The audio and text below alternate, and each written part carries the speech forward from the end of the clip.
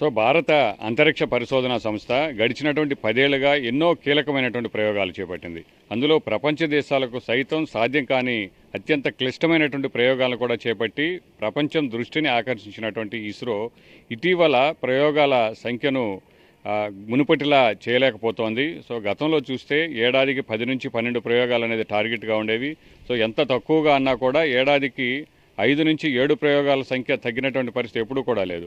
కానీ ఈ ఏడాది 2026 మాత్రం ఇస్రోకు పెద్దగా కలిసి రాలేదా అంటే ఇప్పటి వరకు జరిగినటువంటి ప్రయోగాల సంఖ్య చూస్తే అవుననే అనాలి. ఈ ఏడాది జనవరి 12న ఒక ప్రయోగం జరిగింది. PSLV C62 అనేటువంటి ప్రయోగం జరిగింది. ఎర్త్ అబ్జర్వేషన్ శాటిలైట్ EOS 7 అనేటువంటి ఉపగ్రహాన్ని కక్షలోకి ప్రవేశపెట్టాలని ఇస్రో భావించింది. 100 కోట్లు వెచ్చించి ఆ ప్రయోగాన్ని చేపట్టారు. అయితే చివరి దశలో అంటే 3వ దశలో మొత్తం ఈ రాకెట్ ప్రయోగంలో 4 దశలుంటే 3వ దశలో సాంకేతిక లోపంతో ఆ ప్రయోగం విఫలమైంది. ఆ ఉపగ్రహం కూడా నిర్దేశిత కక్షలోకి ప్రవేశపెట్టలేనటువంటి పరిస్థితి. మళ్ళీ ఆ తర్వాత అదే ఉపగ్రహాన్ని మరొక రాకెట్ ప్రయోగం ద్వారా కక్షలోకి ప్రవేశపెట్టాలని ఇస్రో అనుకుంది. కానీ ఆ ప్రయోగం విఫలం తర్వాత మొత్తం ఈ ఏడాది పెట్టుకున్నటువంటి షెడ్యూల్ మొత్తం కూడా ఒక్కసారిగా తారుమారైంది. ఇప్పటి వరకు కూడా కేవలం ఒక ప్రయోగం మాత్రమే జరిగింది. రెండవ ప్రయోగం వచ్చే నెల మొదటి వారంలో చేసేందుకు ఇస్రో ఏర్పాట్లు చేపడుతోంది. అంటే ఇప్పటికే ఈ ఏడాది అయితే దాదాపు 10 ప్రయోగాలు లక్ష్యంగా పెట్టుకుంది. 10 కంటే ఎక్కువ ప్రయోగాలు చేయాల్సినటువంటి అవసరం కూడా ఉంది. కానీ కేవలం ఒక ప్రయోగం జరిగింది. రెండవ ప్రయోగం రేపు నెల అంటే దాదాపు 8 నెలలు పూర్తయిన తర్వాత రెండో ప్రయోగం జరుగుతుంది. అంటే ఇంకా మిగిలినటువంటి 4 నెలల్లోనే నిర్దేశించుకున్నటువంటి మొత్తం 7 ప్రయోగాలు చేపట్టాల్సి ఉంది. ఇంకా 5 ప్రయోగాలతో పాటు గగనయానికి సంబంధించి ఇస్రో ఫ్యూచర్ అత్యంత క్లిష్టమైనటువంటి ప్రయోగాల్లో గగనయాన అనేది ఒకటి. భారత వ్యోమగాములు అంతరిక్షంలోకి వెళ్ళడం అనేది ఈ ప్రయోగం లక్ష్యం. ఆ ప్రయోగం కోసం ఇప్పటి వరకు కూడా అనేక దశల్లో ప్రయోగాత్మకంగా టెస్ట్ లాంచ్లు అనేటివి ఇస్రో చేపట్టింది. ఒక్కొక్క దశను అంటే మొత్తం భారతీయ స్వదేశీ టెక్నాలజీతోనే ఈ గగనయాన్ ప్రాజెక్ట్ అనేది జరగబోతోంది. ప్రతి దశను కూడా క్షుణ్ణంగా పరిశీలించి ఎలాంటి ఇబ్బంది లేకుండా అంతరిక్షంలోకి వెళ్ళినటువంటి వ్యోమగాములు క్షేమంగా తిరిగి భూమి మీదకు వచ్చే వరకు చేపట్టేటువంటి ప్రతి దశను కూడా ఇస్రో చేపడుతోంది. దానికి సంబంధించినటువంటి డెవలప్మెంట్ 1, డెవలప్మెంట్ 2 ఇట్లా అనేక ప్రయోగాలు ఇప్పటివరకు కూడా చేపట్టింది. ఆ సిరీస్లో చూస్తే ఒక 4 ప్రయోగాలు కూడా ఈ ఏడాది చేయాల్సి ఉంది.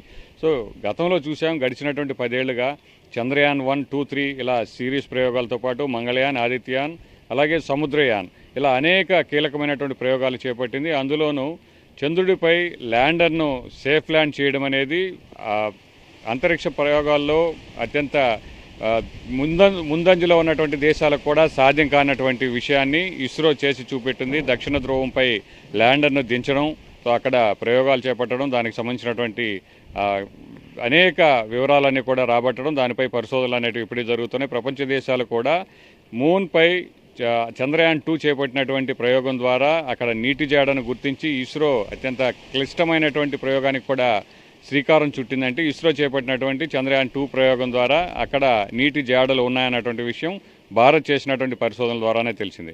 అంతటి క్లిష్టమైనటువంటి ప్రయోగాలు చేసినటువంటి ఇస్రో ఎందుకో ఈ ఏడాది తడబడిందనే చెప్పాలి. ఇంకా కేవలం 4 నెలల సమయం మాత్రమే ఉంది. ఇంకా చేపట్టాల్సినటువంటి ప్రయోగాల సంఖ్య ఇంకా 5 కంటే ఎక్కువగా ఉంది. దానికి మించి విదేశాల నుంచి మనకు వచ్చేటువంటి కమర్షియల్ శాటిలైట్ల ప్రయోగం అనేది ప్రతి ఏడాది కూడా 20 నుంచి 30 ఉపగ్రహాలు కక్షలోకి ప్రవేశపెడుతుంది ఇస్రో ఇతర దేశాలకు సంబంధించినవి. ఆ ప్రయోగాల సంఖ్య కూడా మరింత అవసరం ఉంది. ఇందుకోసమే ప్రైవేట్ రాకెట్ లాంచ్లను ముందుకు తీసుకువెళ్ళడానికి ఇప్పటికే దానికి అనుమతి కూడా ఇచ్చింది. స్కై రూట్ అనే సంస్థ తొలి ప్రయోగం కూడా చేపట్టింది. అయితే భారత అవసరాల కోసం అలాగే కీలకమైనటువంటి భవిష్యత్తు ప్రయోగాల కోసం ఇస్రో మరిన్ని ప్రయోగాలు ఏడాది చేపట్టవలసి ఉంది. మరి చూడాలి మిగిలినటువంటి 4 నెలల్లో అవసరమైనటువంటి అన్ని ప్రయోగాలను ఇస్రో చేపట్టగలుగుతుందా లేదనేది మాత్రం చూడాలి.